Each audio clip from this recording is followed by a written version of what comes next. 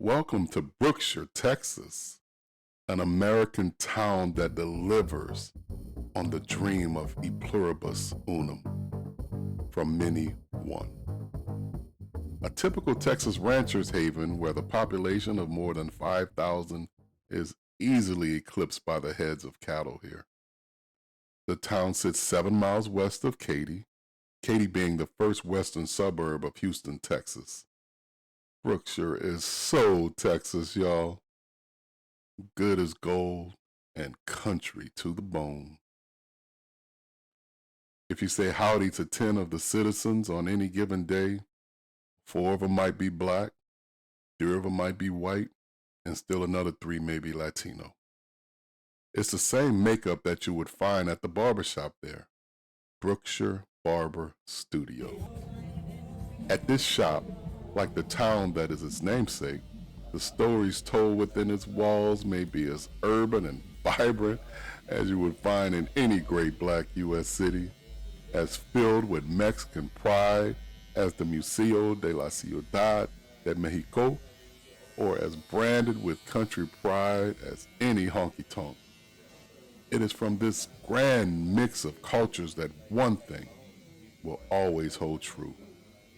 Everyone in the shop will be respected like family while receiving a cut that is as fine as a straight razor and as sharp as a new set of clippers.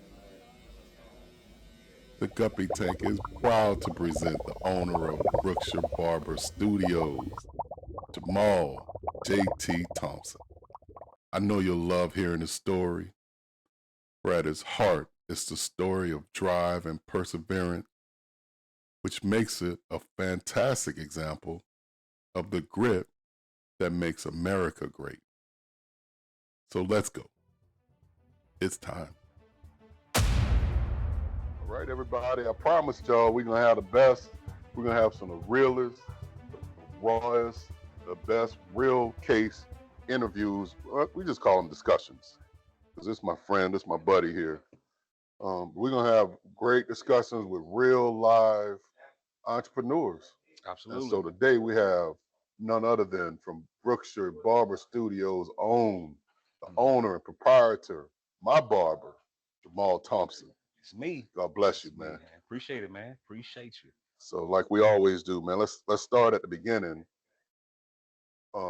Just tell me about your childhood, just whatever you want to tell, what kind of shaped you, whether it was good or bad, as far as your upbringing.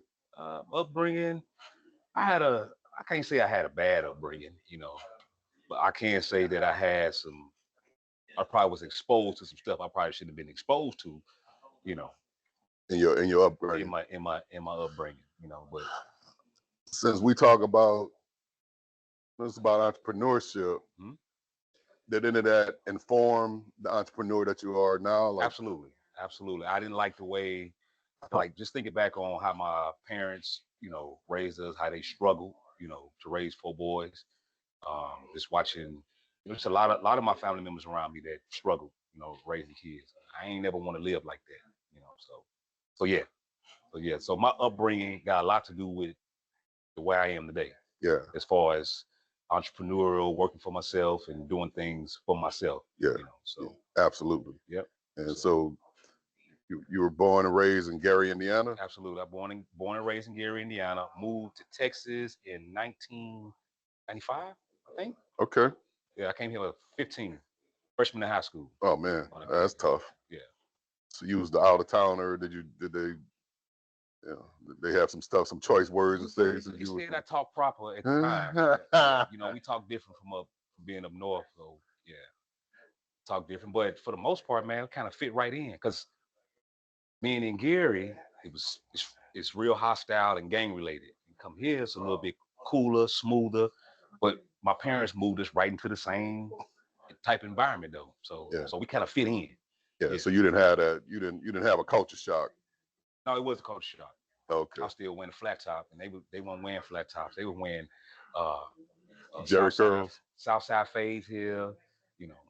We was behind up north. Was it the Jerry curls still or no? No, they were still wearing box, the flat tops. All right, okay. Yeah, they still was wearing that up north in 95, 94, 95. So I came here, one of them immediately cut it off. Yeah, it was a culture shock, man. Like different. Like I'm used to having black teachers and black teachers only. Rarely seeing, you don't see Mexicans. Well, then you didn't see Mexicans. You didn't see white people in Gary. Right. If you did, you saw them on the outskirts in Maryville and Hammond, all them places like that. But inside of Gary, black teachers, black everything. So yeah, it was a culture shock. I came here and seen all types of Mexicans and Indians and Arabs and yeah. And that's something that, unless you go through it, it's. I had a friend, Jay, that came here after Katrina, and she was telling me about just all the different diversity that she encountered. Mm-hmm. In New Orleans, New Orleans so doggone segregated. I mean, you got black area. I mean, it's like this the black section, and it's gonna be all black people. Just like you said, it's gonna be black teachers, black schools. Well, that's how it was in Gary. I don't know how it is now, but that's how it was. It was you in Gary is 99.9% black. Yeah. So. And all right, so the education system. So was it better in Gary? Was it worse? Was it? Like I said, I came here a freshman, so I can't say if it was bad or if it was good. So yeah. I know. I ain't go to school to learn that. I went to school to fight and play basketball, man. That's all we did, Gary. Fight, play basketball, and play baseball. That's it. So I can't tell you if the school system was good or not. That's something y'all was still playing baseball. Yeah. The brothers don't be playing baseball as much anymore. So. And then I came here, and school system was totally different. Totally different. So. Now, when you came here, were you still doing extracurricular basketball or anything? I did. I came here to play. I came here and played at the high school, Hastings High School. I didn't play baseball, but I played basketball. And then I started I started finding all the people that I wanted to get involved with, like back home. I found them people, and that's what I did. And I didn't play basketball no more. I didn't even go to school no more after that too. So we just call it you was getting money. Yeah, I ain't gonna say I was necessarily getting money. I was trying to. Yeah. So. Yeah. Maybe at a lower level then. Yeah, at a way lower level. Way low. Yeah. Now street level. Now, did anything you learn in the streets, could you parlay any of that into what you do now? I mean, it's still numbers, it's still money exchange. Yeah, I can. Learning overhead, wholesale, dealing with multiple different type of people, different attitudes. Yeah. Now, when you were doing it then, and you were younger, I mean, but I gotta ask, when you were doing it then, did you know, like, man, I don't belong here, or were you engulfed in it, like, no, this is what I need to do? Yeah, no, Los. So when I was in it, so just say, like, as I grew in it, as I elevated in it, and the money that I was making would make me scared. That money coming in that fast would scare you. Well, it scared me anyway. Yeah. And yeah, I would say that I used to think, man, I gotta get out of this. That was always in my head. I can't do this a long time, because you study doing this, watching police, you watching the dude that's next to you, robber, yeah. Oh yeah. Yeah, because I talked to talked to my brother last week, and he kind of said the same thing. Like there was he was doing what he was doing, but it was something inside him. Like, man, there's got to be something else. Yeah, absolutely. Yeah, oh yeah. I just knew that what I was doing, you couldn't do it forever, and it wasn't right, and I knew that, but I still did it a long time, from the age of, I'm gonna say street level, starting at around 13, 14, and I ain't stopping until I was 28. You know what I'm saying? So yeah. So you was in it. Yeah, I was in it. Yeah, but I would pray until I would be praying. I would pray my way out of it. You know what I'm saying? And I would tell God, like, I know this ain't right, and I don't want to do this forever. I want to do something else. And I used to always tell him, but I don't want to go to jail, and I don't want to die. But jail was the the stopping point to get you to stop, to get me to stop anyway. So what? So tell me out.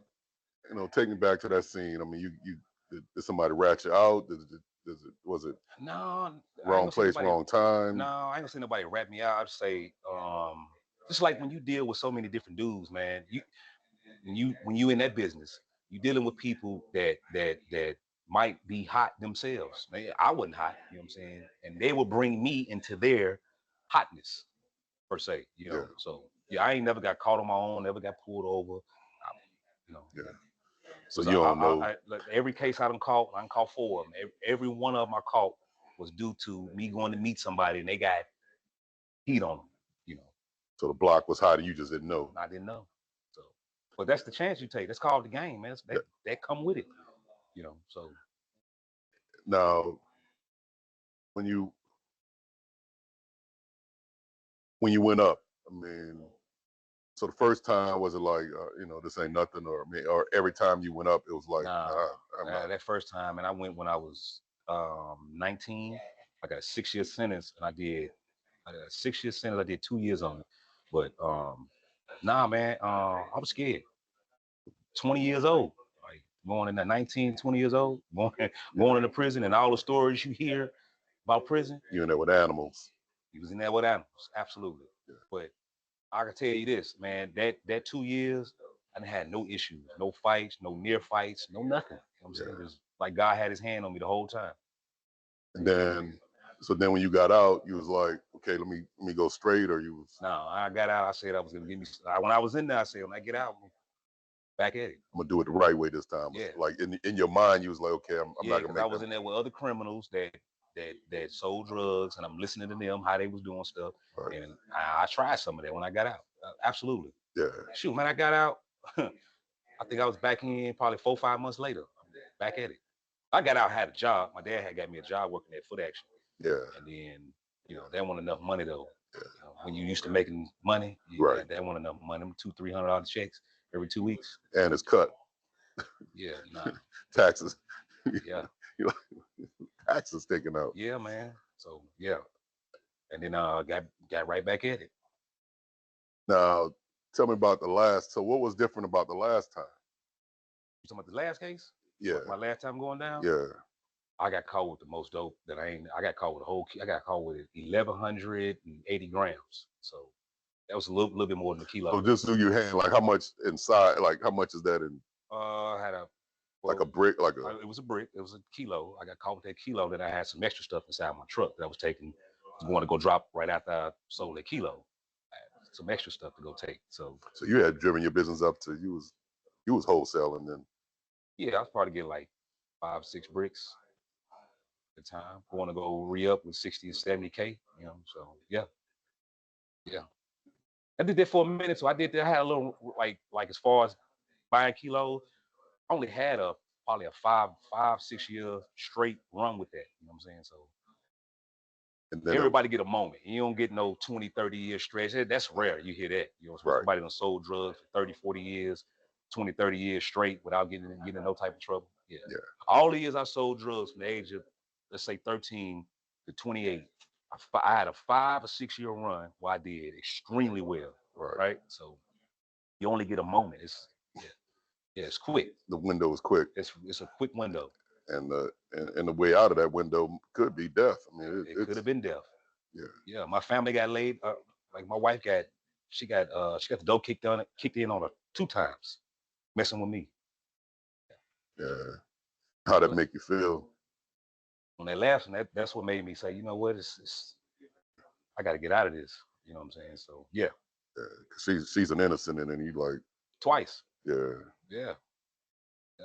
So when you went up the last time, in your mind, were you like, okay, this time I get out, I got to go straight? Yeah, I was already transitioning out when I caught that case. I caught that brick. I had already made up in my mind. I say it's a wrap after this, but I had to pay for the attorneys. I had to still pay bills, so I still had to hustle, but I wasn't doing as much. I wouldn't buy as much. I was just you was hustling to get out. I was hustling to get out. Yeah. So you had a plan to get out, and then I say I'm out, man. And you got stung in the process. I fought that case 2 years, 2006. I didn't get convicted of it till March of 2008, and then I went away. I don't have no concept for. I know I went through a divorce that took about a year. I could that cost X amount of dollars, probably $30,000. I can't imagine trying to beat a. Yeah, trying to beat a brick case. Yeah, trying to beat that case, man. It was 1,180 grams on that case, and then I had another less than a gram case that I got caught. I got caught that case while I was out on bond. I caught a less than a gram case. Never got caught with that small of amount, right? So I'm in my wife's truck, and I just get pulled over, just randomly pulled over, and they say they found less than a gram. Never showed me the dope, nothing. They just took me to jail. So anyway, I was fighting that case. I was fighting both of them cases at the same time, and then they were trying to give me 30 years. They stayed at 30 years a long time. That's my fourth case, and that brick case carried 15 to 99. So that's why You had to fight that. I had to fight it. So how much total for that fourth case, for that fourth time? Like, how much in your legal fees you think you? You know what, Los? I didn't even finish paying that attorney, man. But I ended up paying him like at least 20 grand. Yeah. Before it was all said and done. Yeah. He wanted like 40,000. So we ain't even get that far. So he got half his money though, Yeah, but you ended up. I mean, was he a good attorney? I mean, but he was pretty good. Yeah, but pretty good. Yeah. But the case. So was he able to get you a lesser? Clearly, it was lesser. Yeah. So you won in a way. Absolutely. Yeah. But I don't even give that credit to the lawyer. I give it all to God. All that credit goes straight to God because I was praying. This man was talking about 15 years. Like he got the minimum. He got the 15. He got me down to 15 years, and I go to sign for the 15 years. I called my wife and told her, "Hey, I'm about to sign for 15 years," and she say, "Are you gonna have to go to jail today?" And I asked him. He was like, "Yeah," and she just busted out crying. So I just told him, "Hey, don't crank it up a trial," thinking that I'm finna to get another 3, 4, 5 months set off, because that's what they was doing in my case. Because you got to wait. Every time I go to court, they set me off for 90 days, 4 months. So I was just really trying to stall some time. I didn't want to go to no trial. So set off is basically you waiting for your court date. Yeah, like just because everything's clogged up, you can't get a court. Yeah, it's not like TV. Like they said, we tried for Friday. That Friday, you talking about scared, boy? Scared as hell. Yes, they sent me for trial that Friday. When I went in there, because I had them. That's unheard of. I mean, that's a quick court date. Yeah, say like just be dressed for trial for Friday. I'm like, damn. He say, we just gonna come in Friday and pick our jury and all that kind of stuff. I'm like, all right. I didn't even tell my wife. I just went back to court. When I went back in that Friday, told I had to go back to court Friday. Went back in. When you go to court, they do the roll call. Make sure everybody in court, call everybody's name. So they did that morning, and then they say, we're gonna do a 30-minute recess. He told the attorney, he told my attorney, and he told the prosecutor, I want to talk to y'all in my chamber. Took him in the back. So the sheriff took me. Is this normal? This sounds different. Like, yeah, it was different. Yeah, it was different. I knew something was up when he called my attorney and he called the prosecutor, told me to send him in the back. Everybody going in the hallway, they put me in a room by myself. I'm in there praying and pacing, walking back and forth.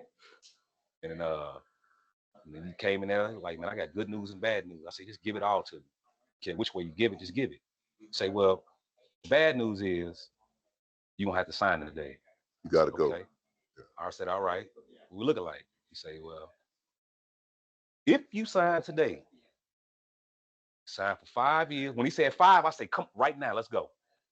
When you thinking 15? He said, hold up. Yeah. He said, hold up. He said, you that less than a gram case, we're gonna run the concurrent. It was a 6-month state jail case, so we're gonna run the concurrent.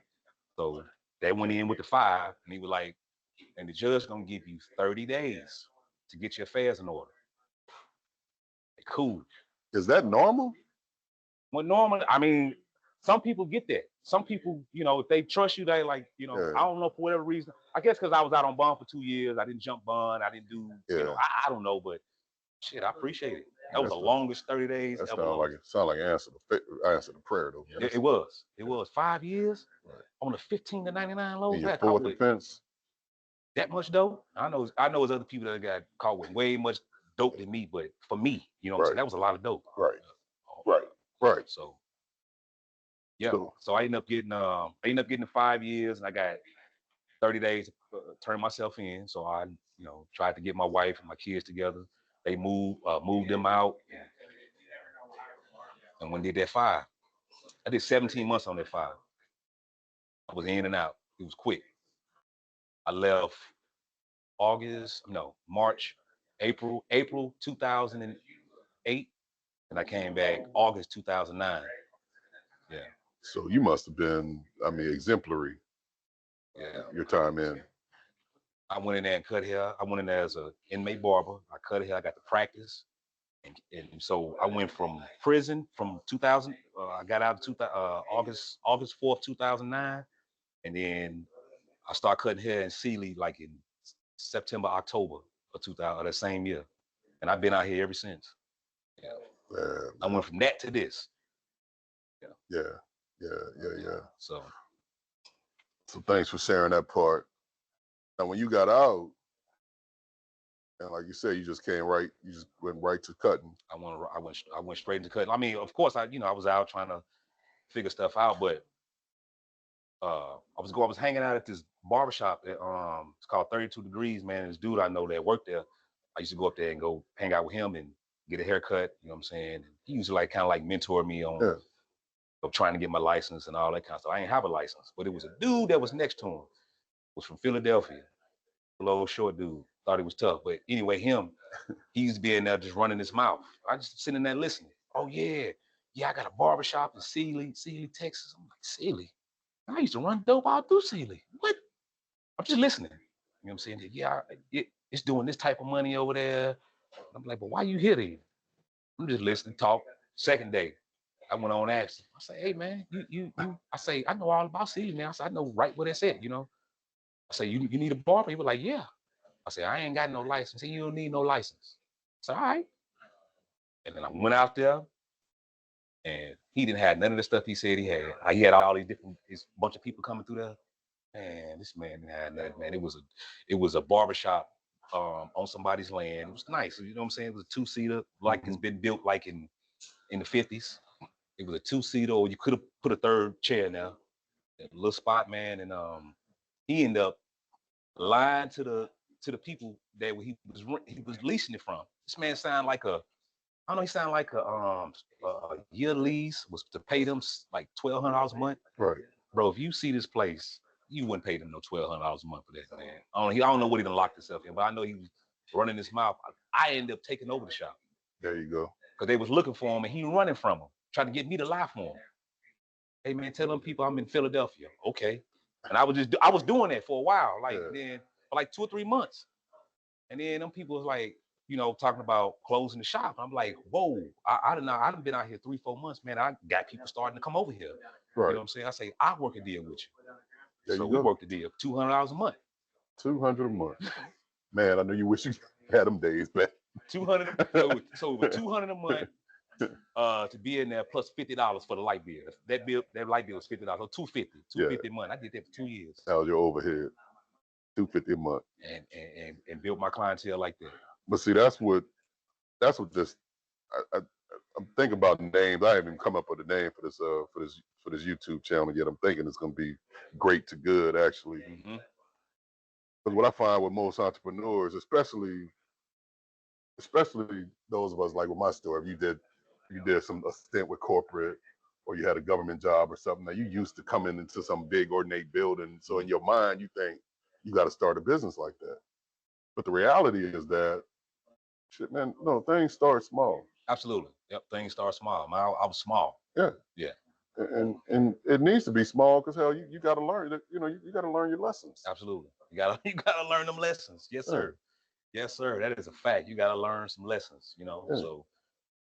So how did you build up your clientele? Oh, so when I first started going out there, these guys it was summertime when I went. It was like right at the end of the summertime. These guys was getting ready to go. They was going from 8th grade to 9th grade. They was going to high school. So I started cutting these. I cut one youngster here, cut him a mohawk. And then he started bringing all his friends. All right. So that's how it started. And I started going to their football games. I started going to the high school football games, the middle school football games. And me and my wife would make flyers on the computer. We just sit up, make some flyers, print them, black and white, and we was just out there just passing them out, football games. Oh, we didn't know it was a barbershop. Well, I'm here. You know what I'm saying? So that's how yeah, that's how you built it up. That's how I did it. It was all hand to hand, and word of mouth. So it wasn't no YouTube, it wasn't Facebook. Nah, this 2009. So they had that, but yeah. I mean, I just got out, so I don't know nothing about Facebook or Instagram.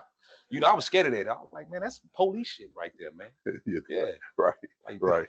And my face all over everything. Yeah, no. But but that's how we did it though, man.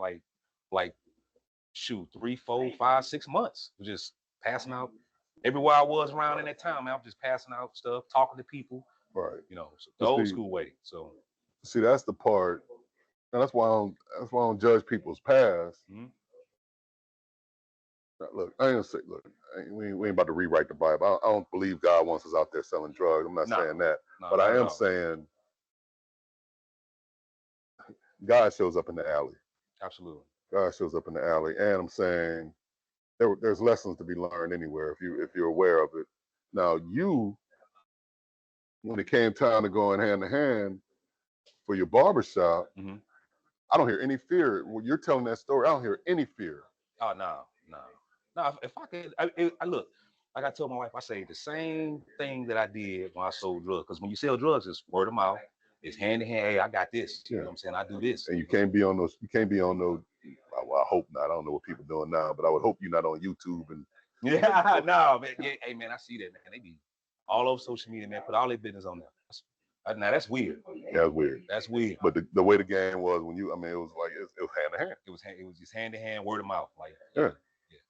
Which is, for me, that's the most intimidating type of sales there is. It took, and I still got to pump myself up to do it. Mm-hmm. But that was a progression for me because, I went to school to get a job. Right. That I know. I have no fear on how to go get a job. Right.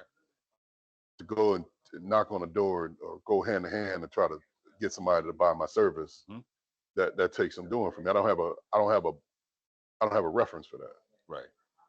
Close. Like it started the same way, man. Like, so I would go to Sealy. I would go Thursday, Friday, Saturday, Sunday. It didn't start out like that. I started out going every day. Like me and my wife, I got out, we were sharing one vehicle. Now that was a battle and a fight in itself. Sharing one vehicle. I had to drop her off at work. She got to ride home with her coworkers. She hated that, you know what I'm saying? But she saw what I was trying to do. Like, look, I got to go show up. I got to, you know what I'm saying? I got to go out there. I would go out there and cut all day, cut one head. At this time, I'm trying to get my name out there. So I'm charging like $15 a cut, $10 for the kids. So it worked, but it still took time. I go out there one day, one whole day and make $20. Yeah. I had a few days like that while I go out there and do it, but it's like anything else, man. It just start snowballing. It's like this, Jay. I've been thinking about names. Like, how they have that show Shark Tank. Mm-hmm. Everybody, and it's a great show. And Mark Cuban and them, shout out to them. Hope to be on it one day. Yeah. But, or and let's not say but, and I know. I mean, most entrepreneurs I know, man, they ain't like they parents left them a business or nothing. They ain't like, they starting from zero. Absolutely. So they're in the micro small business range, 0 to $500,000, mm-hmm. 0 to 500,000 a year.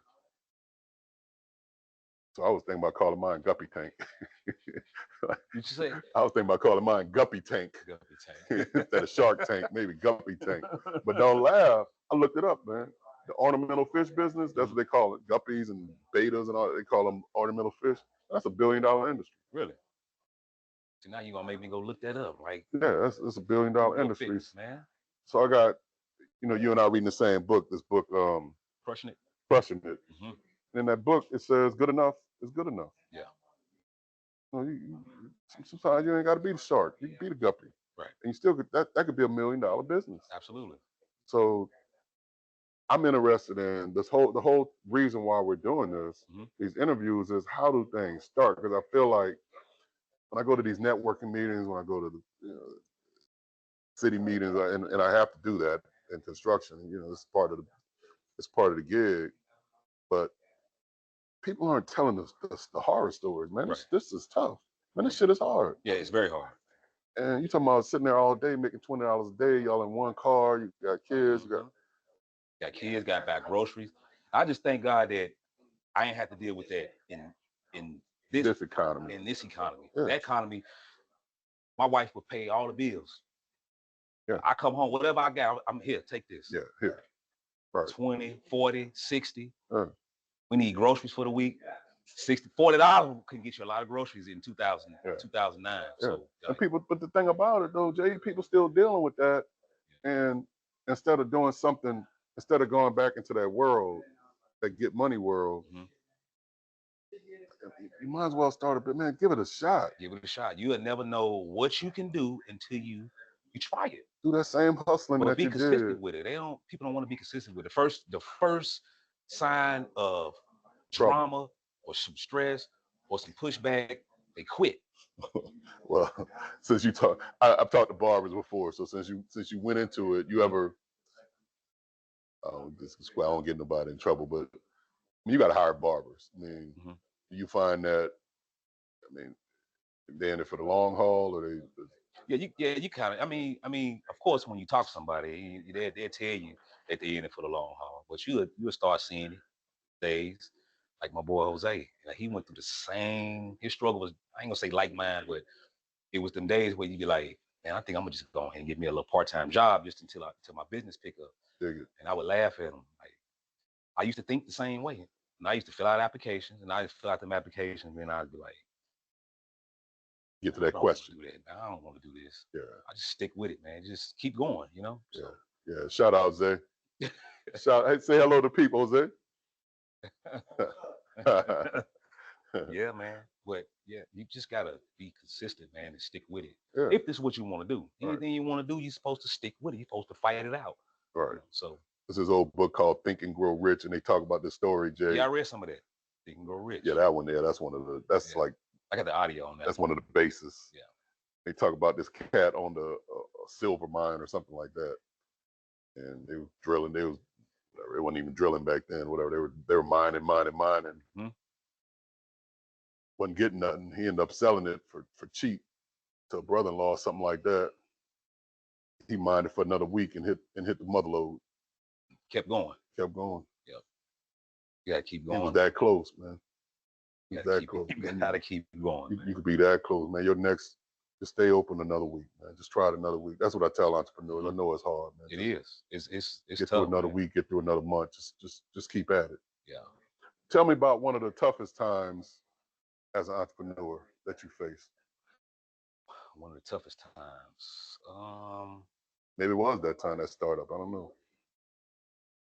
I would say tough. I say when I started working here in when I started in Sealy, that shop was getting foreclosed on with the house and the shop. So it's attached to it. The guy that owned the house was on drugs, let the house go into foreclosure. The family members ended up getting the house out of foreclosure, but wanted me to leave because they wanted to turn that shop into something else. You know what I'm saying? And that's what they did. So that was tough because I done built up this clientele in 2 years. I had nowhere to take them. And I didn't have no money to like rent something. I was going to go check out buildings and how much they wanted for them. And they, at the time, $1,500-$1,600 was a lot for me because I'm not making that type of money, but I got a nice little clientele. I wanted to take them somewhere. Lo and behold, man, God sent Daryl and Allison. When I say God sent them, I'm sitting on this barbershop had a little front porch. So I sit out there and I would pray. Say, God, I need somewhere to take these people. Or I'm going to have to get a job. And I said, I don't want to be in the streets. I don't. And these people came probably like a day or two later. Just pulled them and say, hey, is JT here? I said, yeah, it's me. And they started telling me they plans on opening up a barbershop in Brookshire. It's like, okay, that's closer. Like, all right. And I just told them too. I say, hey, listen, I need somewhere to go. I'll go with you, but I don't have my license. I'm in school by this time. I'm in school now. I'm going to HCC. Yep. I'm in cosmetology. Yep. I'm going to school and I'm letting them know, look, I'm not gonna graduate till next year sometime. They're like, okay, we can work around that. It's all God. Oh God. And then that was I came to Brookshire May of 2011. I started over here and I've been here ever since. So but that was like the hardest time. And then another hard time too is when they unexpectedly asked me to buy the shop from them out the blue. I hadn't heard from them 2-3 months. I've been calling them, but I'm paying my rent. Yeah. And I'm treating the shop like it's mine. I'm cleaning it, doing everything like it belonged to me. They just called me out the blue, said they want to get out of the barbershop and they only wanted to sell it to me. That was tough and scared. Now when I say scared, I got you. I ain't gonna say like terrified, scared, but it like made me nervous. Like dang. So I'm like, look, like how y'all want to buy your contract out? Like no, you just finish paying for the rest of the year. We already paid the lease up, so you pay us back for that, and then we'll pay you pay us for the furniture. Crystal, my wife, was getting her taxes the next month because I was like, well, can I give you on a payment plan? Like, no, I want you to. We gotta if you're gonna do it, you gotta pay it all out, like $3,500. She said, when I get my taxes, I'm gonna give it to you. She gave me the money. That's beautiful, man. Shout out to So Miss we've Crystal. been rolling ever since. God bless you. God bless you. That's a virtuous woman there. Yeah, absolutely. That's fantastic. I hear a continuing theme though, brother. I keep hearing prayer. Oh yeah. I mean, even on the street side, you still praying. Even in the streets, I've been talking to God a long time. Yeah. So that's how I got out of the streets. That's how I'm at where I'm at today. Is all because of God. Yeah. So I believe in prayer, man. I ain't nothing without prayer. So, right. So let's talk about faith. I just don't know. I don't know how a lot of things in life that are tough. It's like, man, if I didn't have God, I don't know how people do it. I don't either. And so I look at this business world, just being an entrepreneur, man, it's like all faith to me, Jay. Like, yeah, absolutely. That's a fact. It's all faith, man. Whether you believe in God or not, everything you do, you might be activating God's word in your life. You don't even know it. So you don't even know it, especially the ones that don't read Bible or don't talk to God at all. You know what I'm saying? You doing something out of God's word and you don't even know you're doing it, you activating it. That's why stuff be happening because my son asked me that, like, well, how come people that don't believe in God got this and got that? You know what I'm saying? I say, well, Satan got his kids too. He got stuff for his kids. I say, when you look at the whole grand scheme of things, I say, all the blessings is from God. You know what I'm saying? So every good thing comes from him. Absolutely. Every good thing comes from God. And so talk about the good time. What's your favorite part about being an entrepreneur? Favorite part about being an entrepreneur. I know everybody be hung up on the schedule thing, you get to make your own schedule. Yeah, I gotta work though. I can make my own schedule, but I still gotta make a schedule to where I have to work. Yeah. I just like, you can say the time freedom, I can say that. I don't have nobody telling me I gotta get up at 8 or 7 and get in traffic and be at work at a certain time. You know what I'm saying? I don't want no parts of that. I ain't never experienced that, so I don't know what that's like, so but I can, knowing my wife, she used to do it, and it's stressful. It is. Yeah, it's stressful. So, but I don't know, man. That's a good question, man. What I like about being an entrepreneur, I guess we could say the time freedom, being able to move. I don't gotta call nobody and like, hey, or lie to them like, man, I don't feel good today because I want to go on vacation or something like that, though. So, but even when you're an entrepreneur, you still have to do stuff in order. You can't just, I'm an entrepreneur, I can just do what I want when I want. It don't work like that. No. So, and this game is way harder than working. Yeah. Because you got to constantly do stuff. And where the customers coming from. Right. I mean, and we constantly show up. You got to constantly be on time. You got to constantly take care of people. You got to constantly go. And then as a barber too, now maybe some non-black folks on the YouTube, so let me kind of explain this. A barber might be the closest thing to a therapist Indeed. Depending on who your barber is too at the same time. Yeah, but just knowing you, I mean, you get deep. You're an avid reader. I mean, your experience. I mean, so talk about that side, man. You have a great ability, man. I love that about you, brother. You so into people, man. You encourage people. You have a good word. You have something encouraging to say. Absolutely. Like knowing your story, where does that come from? Because you could have been to hell with you, Shoot, man. I don't know, man. It's about like sewing into people, just like. Yeah, I mean, you have an encouraging word. Hey, hey, Los, thanks for reading this book, or hey, Los, man, I appreciate this about you, or this guy, or, I hear about. I mean, just hear it all the time. You're always encouraging people. Yeah. That's sitting in your chair. Yeah, man. I mean, shoot, man. I would want somebody to encourage me. So some people just be coming in, man. They just be down about everything, man. And it's a lot to be down about, bro. But every time you come in here, you down. I got something for you, man. Why you always down, man? You don't have to be down all the time. You don't have to be. You don't have to be. That's a choice. It's a choice. Yeah. That's why we say, man, that's a choice. You want to be sad all the time, mad all the time. That's a choice. Yeah. I just choose to have a good day, whether you think my day is good or bad, or whether some bad happened in that day. The day's still gonna be a wonderful day. Yeah. Yeah. That's just how I look at it. Yeah. I don't give a damn what happened in my day. Yeah. I'm gonna have a good day. The day gonna be a wonderful day. And that's why I be trying to instill in people, man. Well, I feel it, and I can honestly say, like this thing. So you didn't know this about me when I came to you. So this brother, again, hand to hand, met you at a diner. At the diner, the Black Bear. The Black Bear Diner, hand to hand. Yep.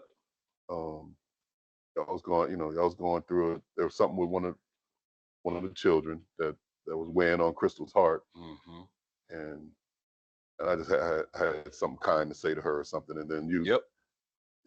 Yeah, we started talking about that, and then you had your computer there. I mean, what you do? And you asked me what I did. I told you I cut hair. Then shoot. Look, when people get my information, I don't know if people really gonna call. I be hoping they do. So the thing you didn't know, I was looking for a barber because the shop that I was in, they were younger, and the negativity. Everything was like, it was always a woman's fault too. It was these young cats, man. It was like everything was.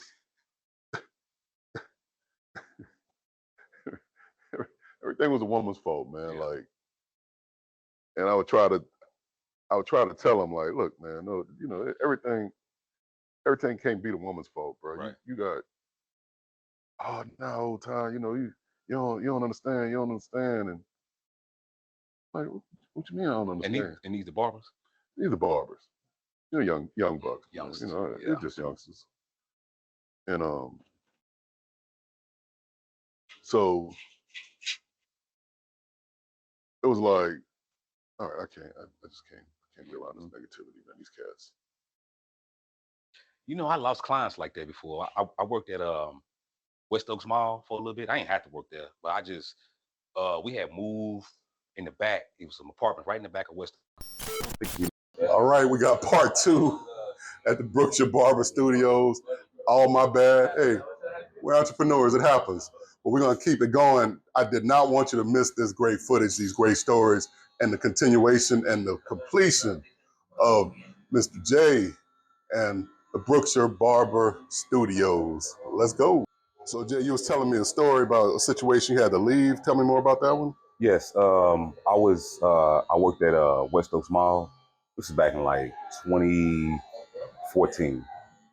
I worked there for about a year.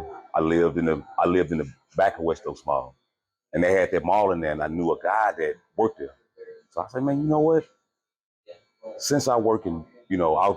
That's when I was working in Brookshire. I think I was working here Thursday, Fridays, and Saturdays, and I went out here Sunday, Monday, and Tuesday. So I told my wife, I like, look, I'm gonna go, since I'm at the house during the week, on the weekend, I'm gonna go across the street to the mall and work over there, on the rest of the days. That's right. So I end up going over there, working there for like a year, and doing that right before it was time for me to get ready to leave, I ended up getting Daryl and Allison, who owned the barbershop previously for me. I was working in the shop, and they ended up selling me the shop. So, All right. So it was time for me to leave out of there. That was a wild place. You know what I'm saying? That mall was wild, man. It was a wild barbershop, but it was a good experience, though. I ain't have to be there. I was there because I wanted to be there. So, hey, man, thank you again for taking this time to chat with us. Before you go, hey, anything you see in the horizon? What's going on? What's the future of Brookshire Barbershop Studios? Well, the future next, I'm currently about to open up a barber school. So that's the next thing. And so, basically, they can have no experience. They got to have experience before Nope. They'll get to come to be any student, any of 16 and up can come and you enroll, and we gonna teach you how to be a professional. Teach these young guys how to start LLCs and get doing business as shoot, man, just really just teaching them how to be professionals and how to get out here and build a clientele and sustain the clientele and be on time for your clientele and be able to make a good living and take care of their family. That's really it, man. So. Well, there it is, man. Again, thank you, brother. God bless. We're gonna make sure we put all this up on the Guppy Tank. I know they're gonna love it. Appreciate you, man. I appreciate you, man. Thank you. Appreciate it. Wasn't that fantastic? Can you believe how open and vulnerable JT was? I just thought that was fantastic of him. People don't have to give up themselves like that. That's somebody that's just very giving and has a coach's heart. So I'm so glad that we were able to have that discussion. I took down a bunch of notes, y'all. And I'm gonna put the full notes in the bottom of the video, but let's just go over some high points. We call them at Knovl, we call them 3 goods and a should. 3 goods and a should. So we're going to talk about the 3 good things that JT talked about, and then we're going to give him one thing that perhaps he didn't know about. Maybe he did. But we'll give him one thing, one takeaway that he can take along with him on his journey. The good part, fantastic. It did not matter if he was on the streets or if he was in prison. It didn't matter. JT was going to pray, and God gave him answers. God was merciful and gave him answers. The second good was that when he did get out, when he finished his debt to society and he became a barber proper, he was handing out flyers. He and Crystal were handing out flyers at football games. They were getting the word out because they knew that his service was second to none. And then he gave us all some fantastic advice, which was to persevere. It doesn't matter what trouble comes your way. Don't quit. Can you just wake up one more day? Keep at it, entrepreneurs. Keep at it. And then the one thing that I want you to think about, and I want JT to think about, and that's systematic thinking. You have too good a process, JT. It was fantastic. You talked about it, professionalism. You care about people. Write it down. Get this process written down so that you can franchise. And I don't care if you just make your store in Brookshire the biggest and best store that it can be. Make sure that it's franchisable. That's what we're talking about. And with that, I say God bless you all. Thank you so much for hearing in on our discussion. Until next time, God bless you.